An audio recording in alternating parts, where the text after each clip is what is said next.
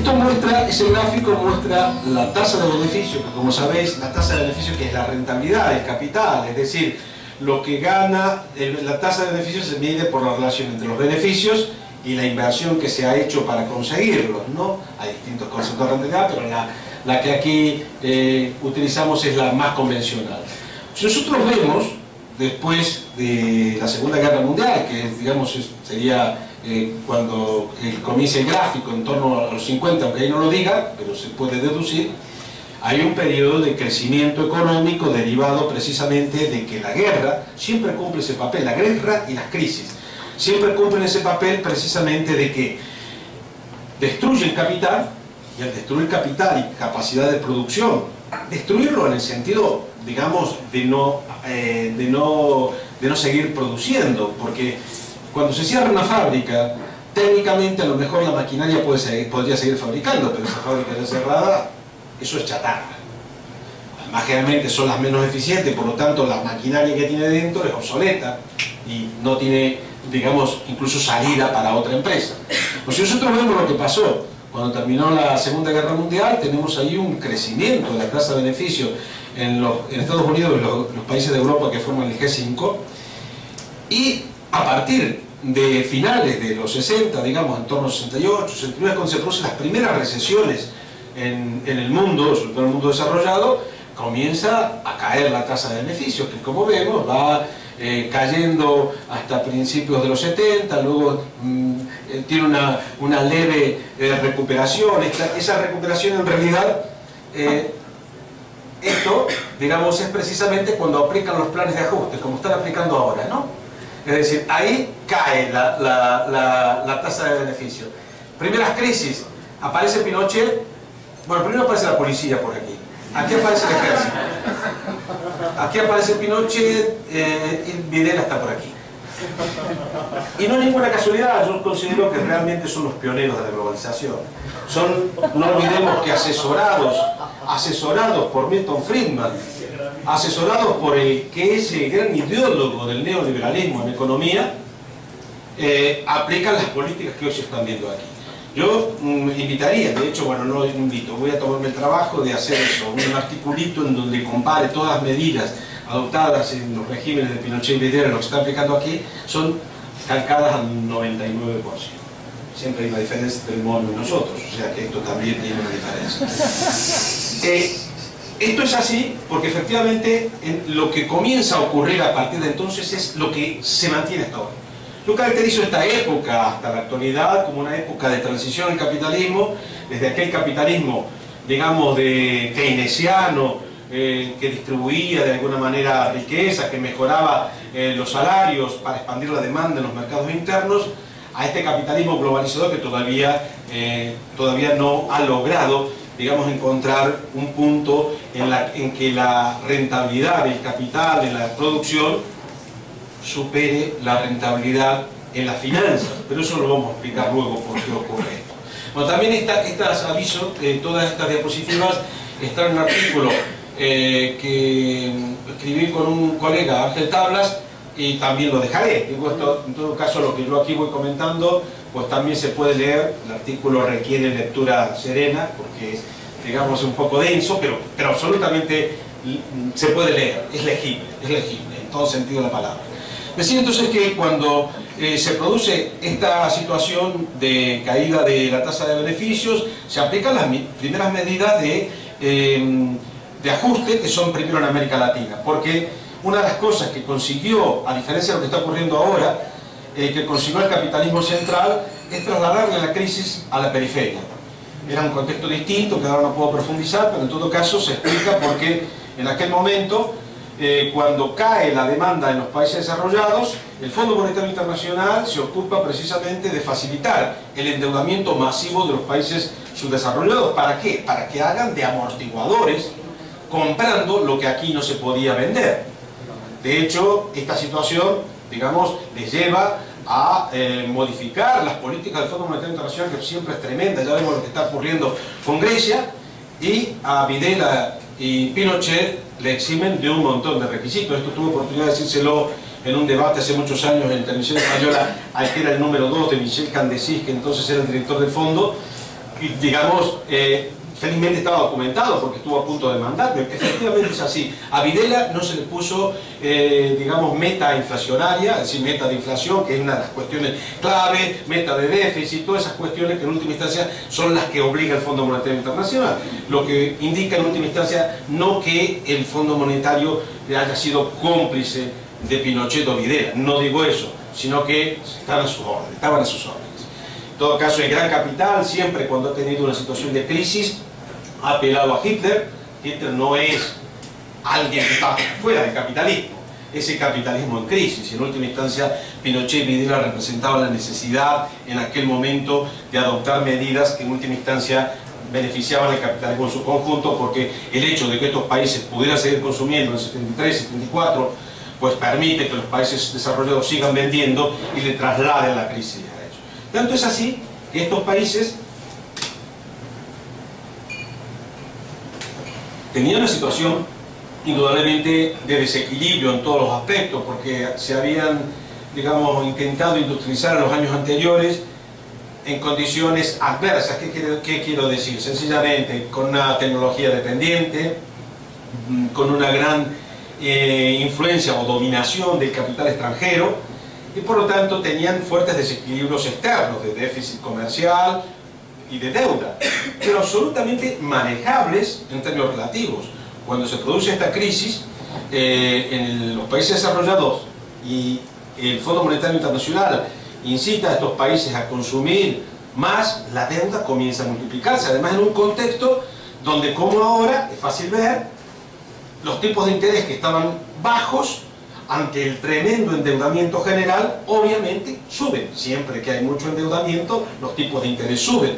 No solo porque hay mucha demanda de crédito, sino porque se añade lo que se llama la prima de riesgo. Es decir, si alguien, el tipo de interés normal es del 5%, a alguien que pensamos que no nos va a pagar o que es probable que nos vaya a pagar, se le aplica el 10. Uno dirá, pero si no va a pagar, ¿para qué se le da crédito? Es que la ley de los grandes números dice que al final solo una parte de los que creemos que no van a pagar, no van a pagar. Por lo tanto, si a todos esos que creemos que no van a pagar le hacemos pagar el doble, nos van a cubrir la parte de las pérdidas que en última instancia realmente tendremos. Está todo absolutamente muy bien estudiado.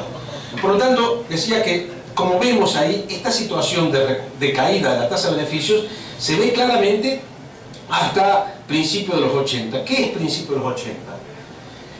Se había dicho que esto era Pinochet y Videla allí. Esto es la crisis de la deuda en México. Aquí es cuando quiebra México, que no puede pagar la deuda. Y a partir de ese momento el Fondo Monetario Internacional y los países capitalistas desarrollados imponen brutales, tremendos programas de ajuste a todos los países subdesarrollados, pero especialmente América Latina, que eran los que relativamente tenían un mayor nivel de endeudamiento, como lo están haciendo ahora. De hecho, pues el otro día, y en el artículo de ayer, lamento autocitarme, pero es como una referencia para que podáis buscarlo, señalo que en las condiciones actuales realmente lo que nos espera una década como la de los 80 en América Latina. Es una década, en América Latina la década de los 80 se llama década perdida, se le llama, en realidad es la década robada, pero bueno, los eufemismos son siempre necesarios para encubrir la realidad. ¿Por qué? Porque al final de los 80 el Producto Bruto era más bajo que al principio. Es lo que nos va a ocurrir a nosotros seguramente. Por lo tanto, por eso es importante que mantengamos nuestras demandas, nuestras reclamaciones, para que efectivamente esto no ocurra. Bueno, en eso estamos, ¿no?